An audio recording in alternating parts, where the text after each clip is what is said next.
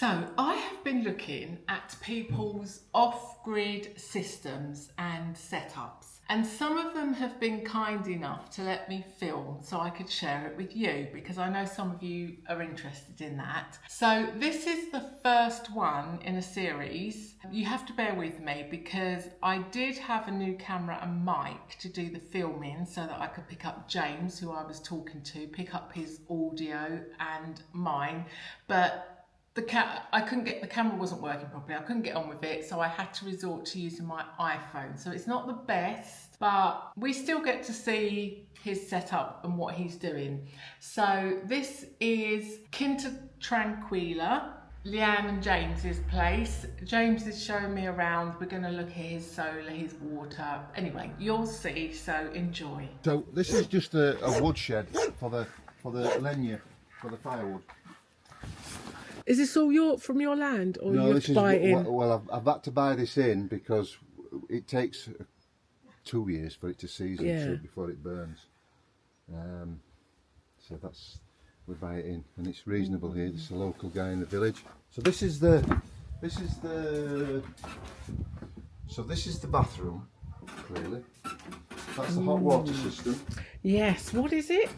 It's a thermodynamic hot water system. So it runs off as a refrigerant gas. There's a refrigerant gas panel up there on the roof. You'll see it from outside. Yeah. What that does, the freezing point is about minus 35 or something like that, 35 degrees. And what happens is, as it gets warmer, it gets excited and expands, and it comes down and goes across the heat exchanger. There's an element that warms up the water, and then as it cools down, it goes back up, back into the panel. So the power that it needs is from the solar panel system to the exchanger for the compressor. Wow! And that copes with, so that like the ambient temperature around it can cope with being in the Portuguese summer heat. Oh yeah. And then what it'll do, it'll switch itself off. Once it gets up to, I think it's 55 degrees. I mean, nobody gets a shower hotter than that anyway. It takes the skin off you. Yeah, so that gives us hot water, gives us hot water for a shower, and then there's the dry compost toilet, which is just, your sawdust, which we then, when that tub's full, we take it down to the composter. Just to quickly interject here, sorry, I didn't talk much about the compost toilet because I forgot that I had already talked in detail with Liane about it before, but didn't do so again for this video. But she does use the principles in the very popular humanure book. I'll put the details in the description below, but it's the same system as well that another of the off-gridders uses, and we go into a lot more detail with her. She also has a free course on the whole system, so if you're really interested, when it comes to that video, there's lots more on the dry composting toilet system. And what sort of power does it need? Like, how many watts a day? Like, what sort of like how power hungry is it? What? Not really. Yeah. No, not really. I mean, in winter, because if we want to hot water and it's dark and it's raining and it's overcast and cloudy, it's drawing all the power out of the batteries. Because that's what it's like boiling a kettle. Yeah. So that's what it needs. Right. We can put it on eco, but that's you're wasting your time. Really? Yeah. They're selling these eco things, but it will get. Don't get me wrong. In spring and summer and autumn, it will get hot, and it will get to that temperature that you need, 55 degrees. Yeah. But it takes all day. And because I always think of eco as slow and steady, and but it just. Well, it does. It's slow, but slow and steady. Very slow and steady. Yeah. So these are the solar panels. So you've got 12 solar panels, about 400 watts per panel. Control is in the shed where the dog is.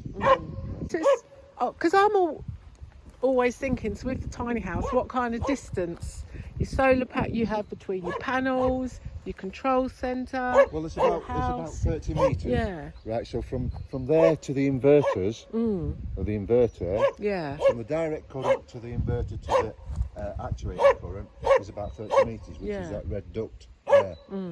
It's not even 30 metres, to be fair.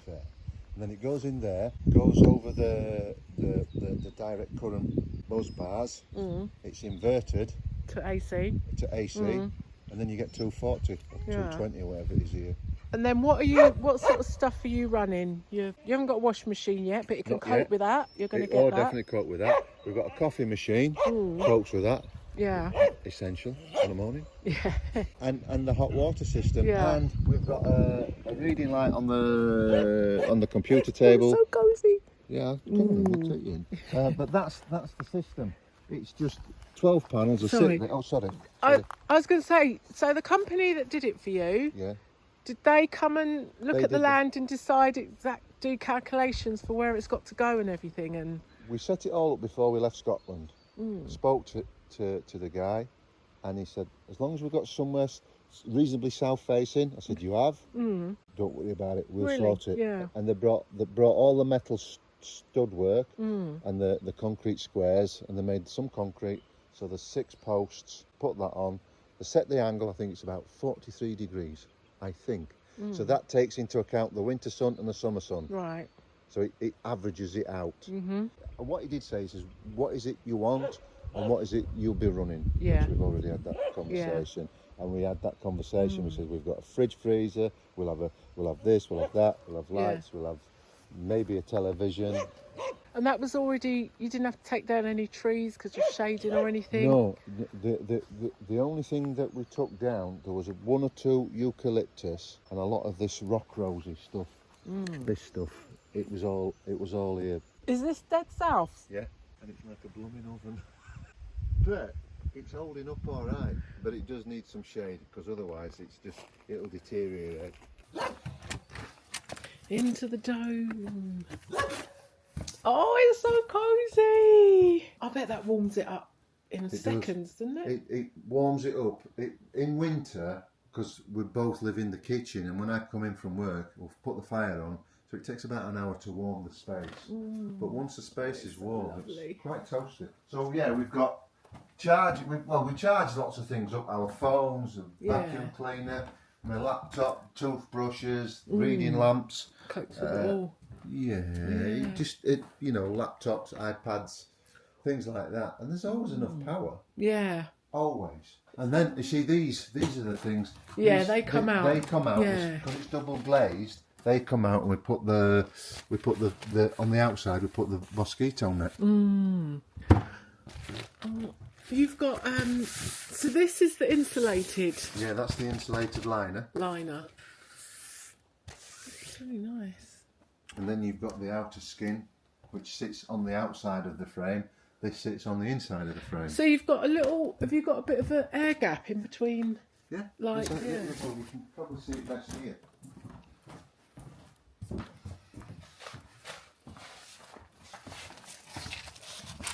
So you've got the thickness of the bars. Yeah. There's 2 batteries down there. And so, here we are, the human machine interface. Yes. And the reason for the net is to keep the geckos off it. Oh, really? Yeah, because the geckos get in and they might chew at stuff. So it's just to keep the geckos off it, nothing else. And it's dusty, but it's just the net that's... So it comes in. So this is what we're producing at the moment. Sorry, I don't know if you can see. Yep. 105 watts. In this overcast. Yeah. So the batteries are 100%, and what we're consuming is 59 watts. So I would imagine it's the fridge downstairs. But you're bringing in double of what you're using. Yeah. And what is the spec of the inverter? Do you know? Pass. Yeah. And the batteries are... There's 2 batteries, lithium ion. Good boy. Fred. He's all right. So they're using, let me just get down one. 4.2 kilowatt lithium ion. So they're using at the moment the 58.4 per battery. We've always got surplus. So on the morning when I come in here, when we get up and it's still dark, it's probably down to about 90, 91, 92. Some mornings it could be down to about 85, depending. But And you've never used your generator, you said? No, it's there, look. It's our diesel generator is just out here, which is 7 kilowatt. I don't, you know, if you've got a generator, obviously as backup, Fred. and you're not using it, do you need to run them every now and again just to keep them? No? Really. It's got oil in it, it's got fuel in it. Yeah. I disconnected the battery because I've not used it. Yeah. But the next one of the projects is putting some stairs in here, but we ran to it. Grey water from the shower and the sink, I put some black plastic down, and then I put like 10 centimetres of Brita, the white stones, the chips, so that what happens is it doesn't pond, and so the mosquitoes don't lay eggs and and it just percolates down. Seeps in. Yeah, just seeps in. And it works really well. Yeah. Because we use very all natural soaps and detergents. Oh, just to interject here, so the way Liane and James's place is set up, they've got the dome, which is like their living area and their sleeping area, so it's like their living room and their bedroom. Then they've got their shower unit and toilet, and kind of like doubles up as a bit of a mudroom. A mudroom is somewhere you put your coats and your boots and stuff. And then they've got another little cabin, which is their kitchen, which is lovely because it's got a window looking out over their land. And then obviously they've got various little outbuildings. So they've got a little ruin where they keep all their solar control stuff. And they have their, just things like their wood shelter, and they've got a couple of other ruins on the land, and they do plan on building a cop house in one of the flat areas. So yeah, that's how it's all set up, in case you was wondering. So because we're here, I had this dug out. Ah. So these are the old tents that are absolutely ruined and shocked because of the UV. And how many years was that? Having them up in there? So we came here in 21, and there's 3 of them there in a heap. So there's 3. They're going to get burnt shortly. So they literally have just gone to, and they weren't cheap. They're Robins. Yeah. Not that means anything to anybody that doesn't know anything about tech, but they are shocked.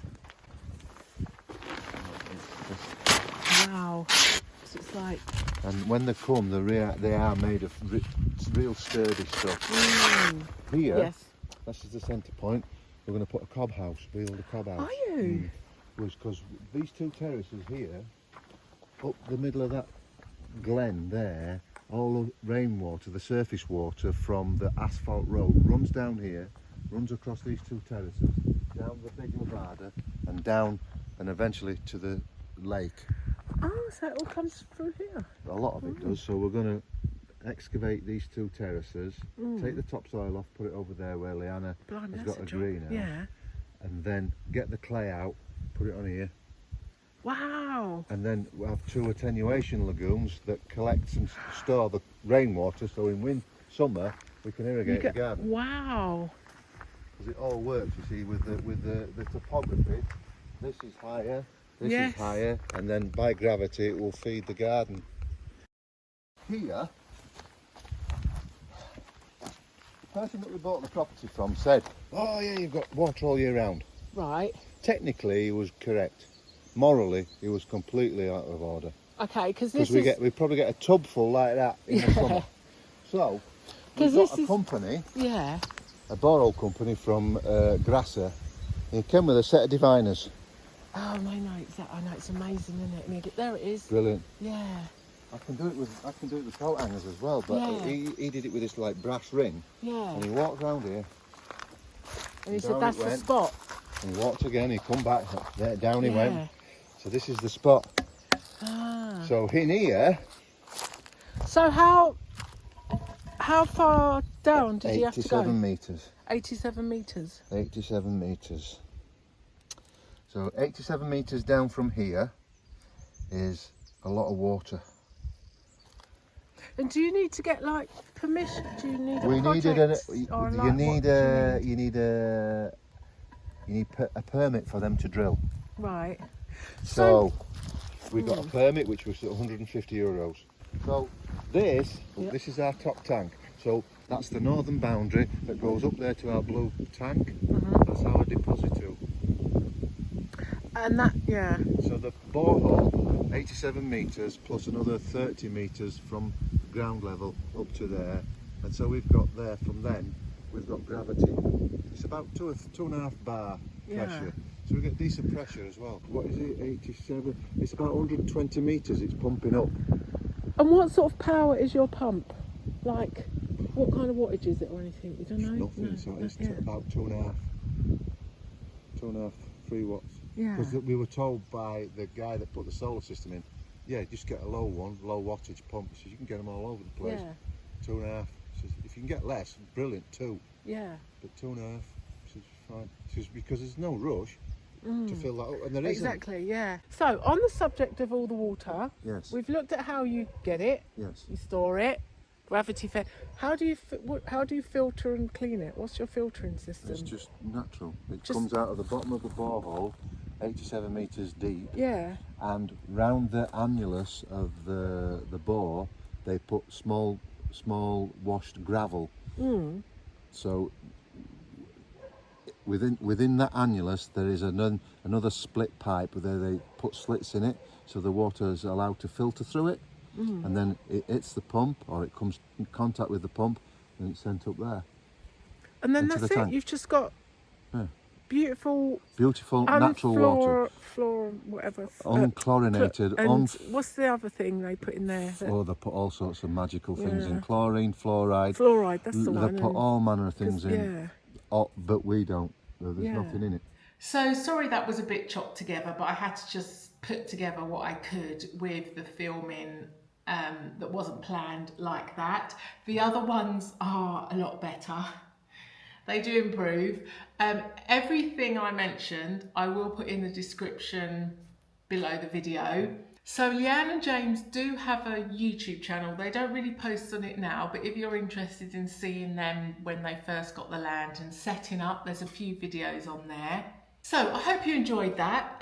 Next time, I don't know whose video will be next, but we've got a farm with lots of livestock. We've got a house which was just an ordinary house on the grid, taken off the grid, and then we've got another little sort of retreat community place that's got a nice little setup as well, and all very different. So yeah, that's it. See you on the next one if you're interested.